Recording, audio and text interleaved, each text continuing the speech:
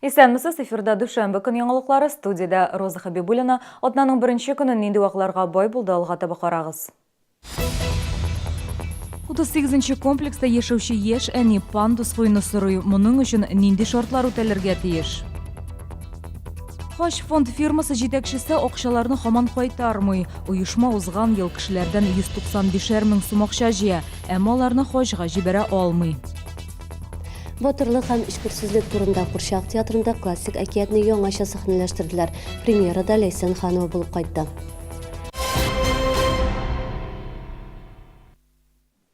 38-13 йортында яшәүче шәһәрдәшебез үзенең подъездында пандус урнаштыруны сорый.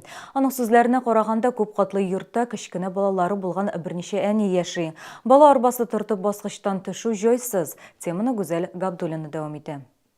Гүзәлия Сәйдгалиева һәр иртә бер яшьлек улы белән баскычтан шулай төшә. Арба тартып төшергә дә, менәргә дә кыен ди ул. Бывают ступеньки скользкие, неудобно подниматься. То есть не всегда, тут есть люди, не всегда помогают. Бывают и мужчины, которые сразу проходят, то есть ты все равно сама поднимаешься. Ну, бывает, конечно, еще пакет там с продуктами, очень тяжело подниматься. Ступеньки очень крутые, ну, не раз уже спину себе срывала просто. Җирле үзидарә рәисе комплекста монда йортлар шактый ди. Пандуслар инвалидлар яшәгән подъездларда гына бар. Шушындай баскычлар бездә күп. Ул 5-нче, 38-дә 5-нче домда да бар, 9-нчы домда да бар, менә монысы 13-нче дом. Проект буенча ул шәһәр төзелгәндә проект буенча ул каралмаган. Мәхәллә идарә итүче оешмасында 38-13 йортында пандус кую мөмкинлеге юк дип аңлаттылар. Йортны төзегәндә үк бу каралмаган. Капиталь ремонт вакытында үзгәреш кертеп була, әмма балалар үсеп тора, шуңа күрә бу проект чыгымлы ди коммуналчылар. Подъездда инвалид яшәсә икенче хәл, аңа барлык документларны беркетеп гариза язарга кирәк. Бу очракта идарә итүче оешма пандусны куюдан баш тарта алмаячак. Гүзәл Габдуллина, Ленар Султанов, яңалыклар.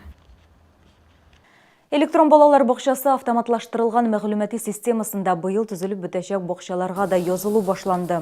63-нче микрорайонда урнашачак бакчага Сабантуй, Яңа шәһәрнең 14-нче комплексындагы бакча АБВГДИКа, 35-нче комплекстагысына Окшарлак, Мәләкәс ор ягында 2 бакчага Капитошка һәм Смешарики, Зәп бистәсендәге 14-нче комплекстагысына Бистринг исемнәре бирелгән. Чиратка басар өчен яки бакчаны алмаштырыр өчен әти-әниләргә дәүләт хезмәтләре сайтына керергә яки күп функцияле үзәкләргә мөрәҗәгать итәргә яки мәктәпкәчә белем бирү бүлегенә килергә кирәк.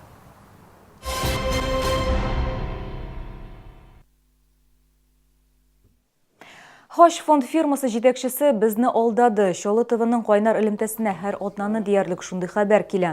Эш шунда әлеге оешма узган ел кешеләрдән 195 мең сум акча җыя, әмма аларны Хожга җибәрә алмый. Ноябрь аенда халыкка 100 мең сумны кире кайтарып бирәләр. Калганын ел ахырына кадәр түләргә вәгъдә ителә. Чолыда алданган хоҗлар 40лап кеше, бүгенгә аларның берсе генә Хож фондны судка биргән һәм уткан. Калганнары исә һаманда Исмәгыйловның гадел кеше булуына исәп тоталар. Сүз уңаеннан 31 октябрь көнне ул хаҗиларның берсенә WhatsApp'та бу Аллаһның тәкъдире, әгәр дә алга таба да минем өстән шикаят белән йөрсәгез, минем ширләп китүм ихтимал. Ул вакытта мин сезгә бурычымны кайтарып бирә алмаячакмын дип язган. Безгә Хож фонд 31 декабрьгә тулаем 95 меңне түләргә ышандырган иде, ләкин бүген көнгә кадәр бер хәбәр юк. Телефоннарга җавап бирмиләр. Шулай билгесез хәлдә бүген көн. Әгәр дә сезне берәр проблема борчыса яки шатлыклы хәбәр җиткәрсегез килсә, безне редакциянең кайнар элемтә телефонына шалтыратыгыз. 51-31-31 номеры тәүлек буена эшли. Кыска гудоктан соң хәбәрегезне калдырыгыз, безнең хәбәрчеләребез сезнең белән элемтәгә кереп, проблемагызны хәл итәргә булышыр. Шалтыраткач исемегезне һәм телефон номерыгызны калдырырга онытмагыз. Яршалы Курчак театрында Ганс Христиан Андерсен әсәре буенча куелган «Снежная королева» спектакленең премьерасы булды. Аны Смоленский Курчак театрының баш режиссеры Павел Акинин сәхнәләштергән.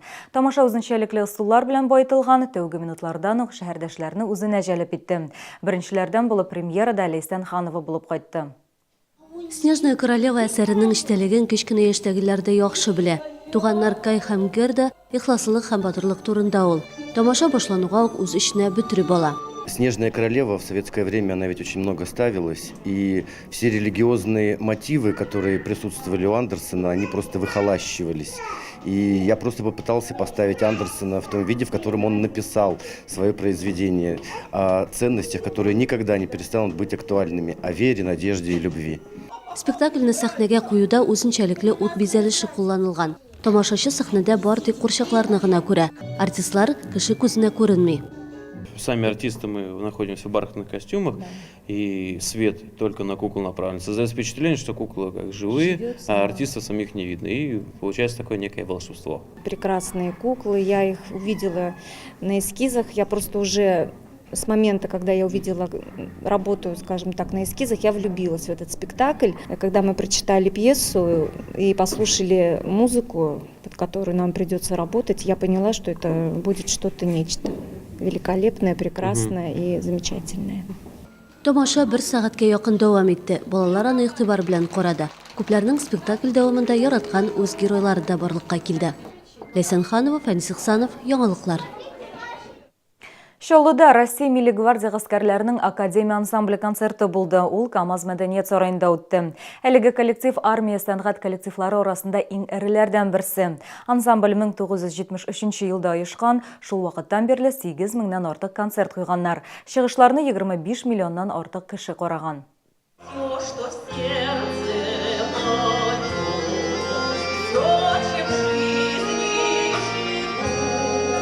Россия Милли гвардиясы гаскәрләренең җыр һәм бию академия ансамбле концертына халык зал тутырып килгән иде.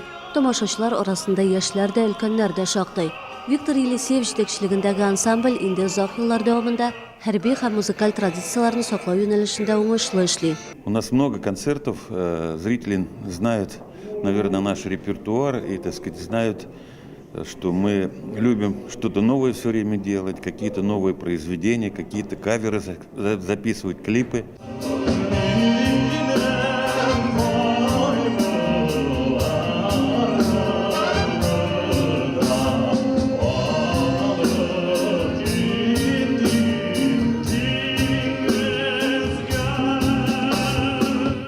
Ансамбль репертуарында төрле халык җырлары, хәрби тематика бай урын алган. Солистлар оста итеп татар телендә дә җырлый. Бас кызыны пепей, да нересен консен. Бас кызыны пепей, да нересен консен. Мне очень нравится татарский язык и вообще татарская музыка. Ну, близкие, мы же родные. Мы же родные народы. Ансамбль чыгышын һәр шәһәрдә көтеп алалар. Чаллы да искәрмә түгел. Артистларны зал басып алкышлады.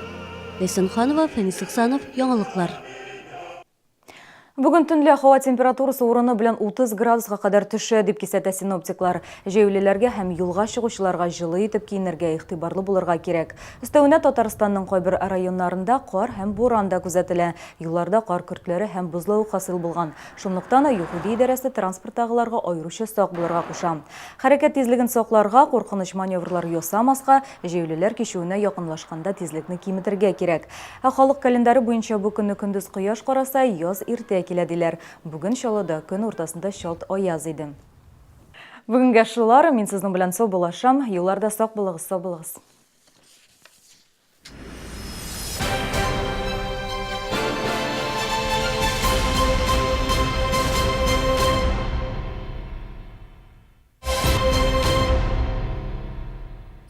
Думаете, чем занять ребенка? Приглашаем посетить зоопарк, который ждет вас возле гипермаркета «Эссен» в 65-м комплексе. Здоровые кости и суставы – залог бодрого самочувствия. Санаторий Шифаласу и Жминводы предлагает уникальные лечебные программы опорно-двигательной системы, здоровых суставов и легкой вам походки.